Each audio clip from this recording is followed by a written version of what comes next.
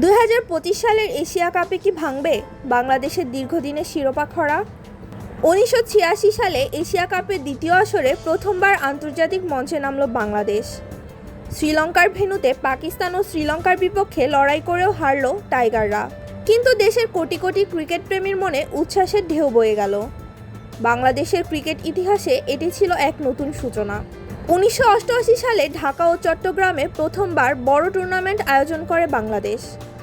ভারত আবার প্রতিযোগিতায় ফিরলেও টাইগাররা ঘরের মাঠে জয় পাননি।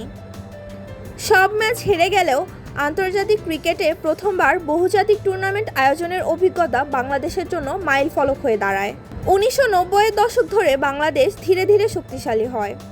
2004 সালে হংকংয়ের বিপক্ষে জয়ের মধ্য দিয়ে নতুন অধ্যায় শুরু হয়।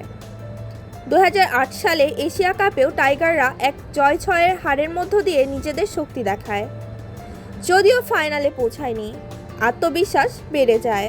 2012 সালে ঘরের মাঠে ইতিহাস রচনা করে বাংলাদেশ। পাকিস্তান ও শ্রীলঙ্কাকে হারিয়ে প্রথমবার ফাইনালে ওঠে, কিন্তু পাকিস্তানের কাছে মাত্র 2 রানে হারায়। 2016 সালে প্রথমবার টি-20 ফরম্যাটে ফাইনাল খেলে ভারতকে হারাতে না পারলেও ধারাবাহিক ফাইনাল আগামীর সম্ভাবনা দেখায়।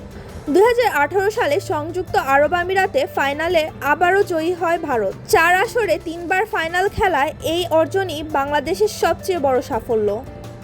2022 ও 2023 সালে হতাশার বছর। গ্রুপ পর্ব বা সুপার 4 পর্যন্ত যেতে পারল না টাইগাররা। এবার 2025 সালের 16তম এশিয়া কাপ। লিটন দাসের নেতৃত্বে টাইগাররা নামছে ঘরে বিদেশে প্রশিক্ষণ, নতুন কৌশল ও আত্মবিশ্বাস নিয়ে। লক্ষ্য একটাই, শিরোপা জয়। প্রতিটি ক্রিকেট প্রেমীর চোখে থাকবে ভরা আশা ও উত্তেজনায়। এবার কি ভাঙবে দীর্ঘদিনের শিরোপা খরা?